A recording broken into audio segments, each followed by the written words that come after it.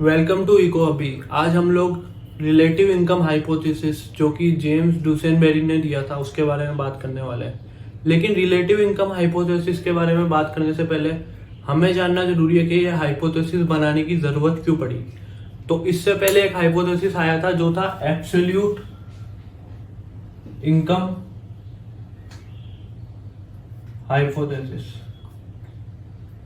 जो कि कीन्स से एसोसिएटेड है। तो इस हाइपोथेसिस में कहा गया था कि जो हमारी एवरेज प्रोपेंसिटी टू कंज्यूम है, जो कि होता है एवरेज प्रोपेंसिटी टू कंज्यूम, हम लिखते हैं C/Y, यानी ये कंजम्पशन और income, the proportion of income that we are consuming, वो on average that is the average propensity to consume. तो एवरेज प्रोपेंसिटी टू कंज्यूम पाया गया था कि जैसे हमारी इनकम बढ़ती है एवरेज प्रोपेंसिटी टू कंज्यूम गिरती है। ये कीन्स ने कहा था ऐसा कि ऐसा होता है। तो जब इसको साइमन कज़नेट्स ने डाटा निकाला,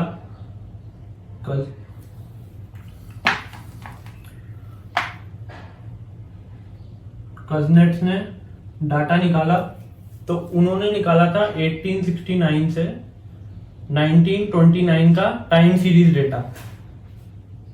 टाइम सीरीज डेटा वो डेटा होता है जो कि हम पूरे मतलब ओवर द ईयर चेंजेस देखते हैं कि इस चेंज सेम वेरिएबल्स रहते हैं लेकिन ईयर्स चेंज होते रहते हैं। हम पूरे लॉन्ग टर्म में देखते हैं कि इन वेरिएबल्स में क्या चेंज आया ओवर टाइम।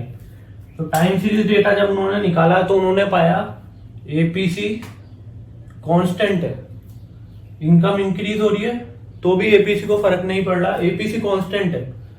तो अब ये तो एब्सोल्यूट इनकम हाइपोथेसिस यहाँ पे एक तरीके से फेल हो गया, क्योंकि लॉन्ग टर्म में जो हो रहा है उसे वो एक्सप्लेन नहीं कर पाया। शॉर्ट रन में एक क्रॉस सेक्शनल डाटा आया था, उससे एग्री करता है ये।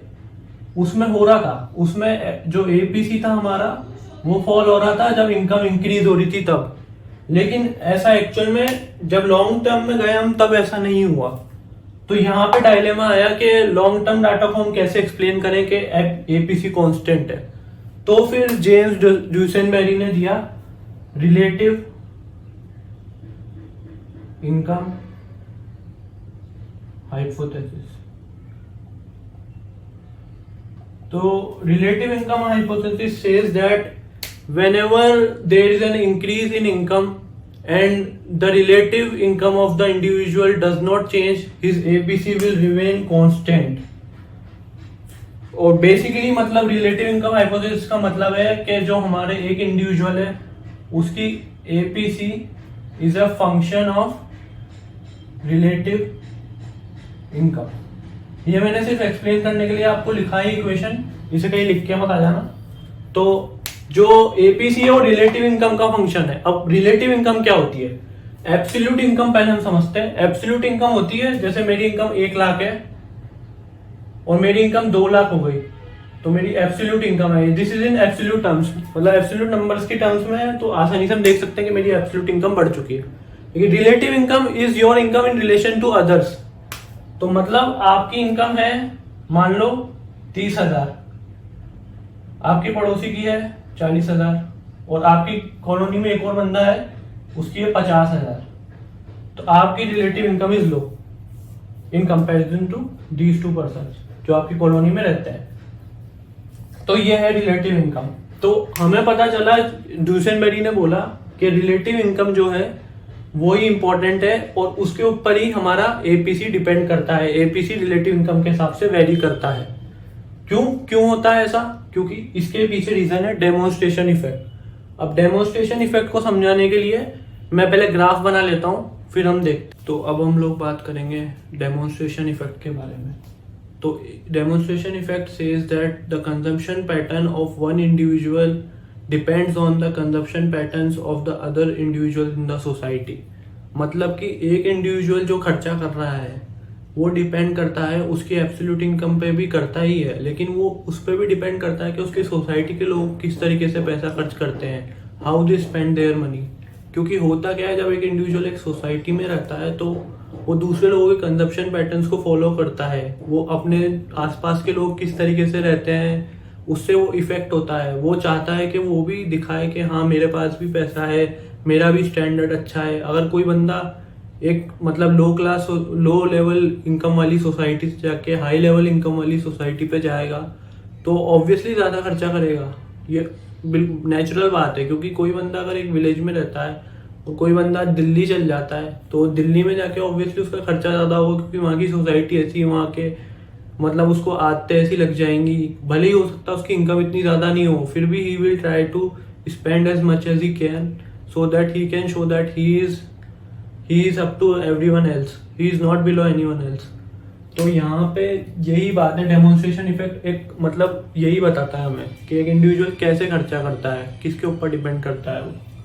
तो फिर यहाँ पे हम देखते हैं कि डेमोन्स्ट्रेशन इफेक्ट किस तरीके से काम करता है। अब क्या होता है कि एक बंदे का जो एपीसी है वो चेंज नहीं होता, उसके पीछे मेन रीजन यही है, डेमोन्स्ट्रेशन इफेक्ट। क्योंकि होता क्या है, जब एक इंडिविजुअल की रिलेटिव इनकम चेंज नहीं होती है, वो उतना ही मतलब उसकी जो प्रोपोर्शन है इनकम की अदर मेंबर्स के साथ सोसाइटी की वो चेंज नहीं होती है, तो फिर वो उतना ही खर्चा करेगा, अपना एपीसी मेंटेन करेगा।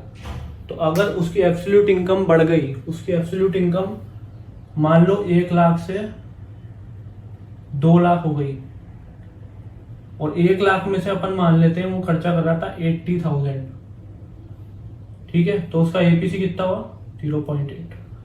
अब यहाँ पे वो खर्चा करेगा 1,60,000 और उसका एपीसी कितना होगा 0.8। अब एपीसी चेंज नहीं हुआ, एपीसी चेंज इसलिए नहीं हुआ क्योंकि रिलेटिव इनकम चेंज नहीं हुई। उसकी सोसाइटी में मान लेते जो और लोग थे उनकी भी इनकम ऐसे ही बढ़ेगी, और किसी इंसान की इनकम थी 3 लाख तो उसकी इनकम हो जाएगी 6 लाख, क्योंकि इसकी भी डबल हुई है, उसकी भी डबल हो जाएगी। अब उसका भी एपीसी नहीं चेंज होगा, उसका मान लेते हैं हम एपीसी कम है 0.7 है, क्योंकि ही इज रिचर। तो रिच जो मतलब एक सोसाइटी में, इसमें डेमोन्स्ट्रेशन इफेक्ट में हमें ये भी बताया है कि जब एक सोसाइटी में बंदे रहते हैं तो उसमें जो सबसे लो इनकम वाला होता है उसका एपीसी हाई होता है, उसका एपीसी हाई होता है, और जो हाई इनकम वाले होते हैं उनका एपीसी लो होता है। क्यों होता है ऐसा? क्योंकि हाई इनकम वाले लोगों को स्टैंडर्ड मेंटेन करने के लिए इतनी ज़्यादा ज़रूरत नहीं पड़ती खर्चा करने की, लो इनकम वाले को ज़्यादा खर्चा करने की ज़रूरत पड़ती है। और यहाँ पे डेमोन्स्ट्रेशन इफेक्ट दोनों पे ही काम कर रहा है, उसे भी डेमोन्स्ट्रेट करना है, लेकिन उसको ज़रूरत नहीं है ज़्यादा डेमोन्स्ट्रेट करने की, इसको ज़्यादा खर्चा करना पड़ेगा, बस ये डिफरेंस है दोनों में। तो अब हम आते हैं हमारे इस ग्राफ पे, जो कि आप देख सकते हैं। तो इस ग्राफ में हम ध्यान से देखना इस ग्राफ को थोड़ा। यहाँ पे हमने नीचे ले रखा है इनकम, ठीक है, और यहाँ पे हमने ले रखा है कंजम्पशन प्लस सेविंग, ठीक है। तो अब यहाँ पे हम स्टार्ट करते हैं। सबसे पहले ये है इनिशियल कंजम्पशन फंक्शन, पहले स्टार्टिंग का कंजम्पशन फंक्शन है, ठीक है, इसको देखो बस अभी आप। अब यहाँ पे क्या हुआ, यहाँ पे हमारा इंडिविजुअल है एक ए, ठीक है, अब वो इस पॉइंट पे कंज्यूम कर रहा है, इसको कुछ भी नाम दे देते हैं हम, इसको दे देते हैं हम ई, ठीक है, ई पॉइंट पे वो कंज्यूम कर रहा है। अब यहाँ से उसने स्टार्ट करा कंजम्पशन करना, अब उसके क्या हुआ, उसकी एब्सोल्यूट इनकम बढ़ी है। रिलेटिव इनकम इस पूरे ग्राफ में रिलेटिव इनकम में कोई चेंज नहीं हुआ है, सिर्फ एब्सोल्यूट इनकम बढ़ी है जितने भी इंडिविजुअल्स है सोसाइटी में उनकी। तो एब्सोल्यूट इनकम जब बढ़ी है ए की, तो ए भाई साहब, अब देखो नेचुरली क्या होना चाहिए कि ए भाई साहब इस लाइन पे ही चलेंगे, ये जो कंजम्पशन फंक्शन है, ए भाई साहब एब्सोल्यूट इनकम उनकी मान लेते हैं हम बी जितनी हो गई, इस पॉइंट पे आ गए, वो यहाँ तक हो गई उनकी एब्सोल्यूट इनकम। तो एब्सोल्यूट इनकम हाइपोथेसिस के हिसाब से यहाँ पे आना चाहिए उनको, मतलब उनका कंजम्पशन यहाँ से यहाँ जाना चाहिए, ए पॉइंट से बी पॉइंट पे जाना चाहिए। क्यों? क्योंकि यहाँ पे एब्सोल्यूट इनकम हाइपोथेसिस में बताता है एपीसी फॉल होती है, तो इस लाइन पे एपीसी फॉल हो रही है, ठीक है, लेकिन डेमोन्स्ट्रेशन इफेक्ट की वजह से उनका कंजम्पशन यहाँ पे नहीं जाएगा बी पे, उनका कंजम्पशन थोड़ा सा हल्का सा ऊपर जाएगा इस पॉइंट पे A1 पे। अभी A1 पॉइंट क्या है? A1 पॉइंट वो पॉइंट है जहां पे एपीसी कांस्टेंट है, और एपीसी कांस्टेंट क्यों है? डेमोन्स्ट्रेशन इफेक्ट की वजह से, क्योंकि उसको दिखाना है सोसाइटी में कि मैं, हाँ मेरा आपकी इनकम 1 लाख बढ़ गई, तो आप खर्चा भी उस हिसाब से ही करेंगे, क्योंकि सोसाइटी के और लोगों की भी इनकम बढ़ गई। यहाँ पे हम बात कर रहे हैं सोसाइटी के सब लोगों की इनकम बढ़ गई है सेम प्रोपोर्शन से, तो फिर ऑब्वियसली वो अपना एपीसी मेंटेन करेगा, बाकी लोग भी एपीसी मेंटेन करेंगे। यही हमें डेमोन्स्ट्रेशन इफेक्ट बता रहा है, यही उसका असर हो रहा है। तो इस वजह से यहाँ पे आ गया वो A1 पे। ठीक है, अब दूसरा इंडिविजुअल ले लेते हैं, उसको आना यहाँ था, यहाँ आ गया क्योंकि एपीसी कांस्टेंट रखनी है। ठीक है, अब दूसरा इंडिविजुअल ले लेते हैं बी। अब बी भाई साहब यहाँ पे इधर से स्टार्ट कर रहे हैं, अब उनका मान लेते हैं हम एफ इनिशियल, ये इनकम का लेवल, फिर अब उनका आ गया एफ से आ गया वो जी पे। ठीक है, अब उनकी इनकम बढ़ी तो वो भी ऊपर जाएंगे, क्योंकि इस लाइन पे हमें पता है एपीसी इस लाइन पे डिक्लाइन हो रही है, इस लाइन पे, इस कंजम्पशन फंक्शन पे, तो वो ऊपर जाएंगे क्योंकि उनको भी अपना एपीसी उस हिसाब से मेंटेन करना है, उनको भी एपीसी कांस्टेंट रखना है जो कि इस लाइन पे है। तो वो भी अपना डेमोन्स्ट्रेशन इफेक्ट की वजह से वो भी ऊपर जाएंगे, वो भी दिखाएंगे कि हाँ ठीक है मेरी इनकम बढ़ गई है तो मैं भी खर्चा उस हिसाब से कर रहा हूँ, अब मैंने भी नई गाड़ी ले ली है, मैंने भी नई बाइक ले ली है, मैं भी अपना मतलब अपग्रेड कर ली है अपनी चीज़ें, क्योंकि बाकी सब लोग भी करेंगे सही सोसाइटी में। जब उनकी इनकम बढ़ेगी तो वो भी अपना एपीसी मेंटेन करके चलेंगे, यही पॉइंट है इसका। तो यहाँ पे ये भी बी पे आ जाएंगे, B1 पे आ जाएंगे, और इनका भी इस तरीके से होगा। ये आप देख सकते हैं इन दोनों का ग्राफ, A1 का और B का, A का और B का, ये दोनों का ग्राफ्स है। तो यहाँ पे हमें क्या पता चल रहा है कि दोनों के दोनों अपना एपीसी मेंटेन करने के लिए ऊपर जा रहे हैं हल्का सा, ये हो रहा है इसमें। तो इस वजह से हम इसको करें तो इन सारे पॉइंट्स को मिला के हम एक नया कंजम्पशन फंक्शन बना सकते हैं C1 तो अब ये कंजम्पशन तो जेम्स डस्टनबरी ने यही बताया, कंजम्पशन फंक्शन शिफ्ट हो जाएगा upwards to maintain the APC को कांस्टेंट रखने के लिए कंजम्पशन फंक्शन शिफ्ट हो जाएगा ऊपर की साइड, क्योंकि इंडिविजुअल डेमोन्स्ट्रेशन इफेक्ट का शिकार हो रहे हैं। वो चाहते हैं सोसाइटी में वो दिखाएं कि हम भी इतना ही खर्चा करते हैं और हम भी स्टैंडर्ड मेंटेन करके चलते हैं। तो इसमें इतना कुछ मुझे लगता नहीं है कि ऐसा कुछ डिफिकल्ट है। और यहाँ पे एक चीज आप ध्यान रखें ना कि ये है 45 degree line, y equals to C+S। ठीक है, ये ध्यान रखना। और बाकी इसमें कुछ ऐसा डिफिकल्ट है नहीं जो आपको समझ में नहीं आया हो। और बस मेन चीज ये ध्यान रखनी है कि जब एक इंडिविजुअल है तो वो अपना एपीसी मेंटेन करेगा अगर उसकी रिलेटिव इनकम चेंज नहीं हुई है तो, हमेशा according to relative income hypothesis, that is the whole point of this hypothesis. इससे पहले कि हम रैचेट इफेक्ट की बात करें, जरूरी है कि हम डेमोन्स्ट्रेशन इफेक्ट के जो दोनों इम्प्लीकेशन है उनकी बात कर लेते हैं पहले एक बार हो। तो पहला इम्प्लीकेशन तो यह है कि जो हमारे एपीसी है वो कांस्टेंट रहेगा, एपीसी कांस्टेंट रहेगा अगर रिलेटिव इनकम चेंज नहीं होती है। तो रिलेटिव इनकम में चेंज नहीं आएगा तो एपीसी चेंज नहीं होगा। ये पहला इम्प्लीकेशन है डेमोन्स्ट्रेशन इफेक्ट का, जो कि हमने ग्राफ में भी देखा था, क्योंकि लोग चाहते हैं कि वो हम अपना कंजम्पशन मेंटेन करके रखें। अगर उनकी इनकम बढ़ भी जाती है एब्सोल्यूट इनकम, तो भी सोसाइटी के और लोग भी उस पैटर्न में कंज्यूम करेंगे, तो वो भी उस पैटर्न को फॉलो करेंगे और अपना एपीसी मेंटेन करेंगे डेमोन्स्ट्रेशन इफेक्ट की वजह से। और दूसरा इम्प्लीकेशन ये है जो कि थोड़ा वो भी इम्पोर्टेंट है कि एक बंदा अगर एक सोसाइटी में रहता है और उसकी इनकम वहाँ पे है, मान लेते हैं अपन 30,000 और बाकी सबकी ये 40,000, किसी की ये 50, मतलब सबकी अबव है 30,000, तो उसकी इनकम यहाँ पे लो मानी जाती है।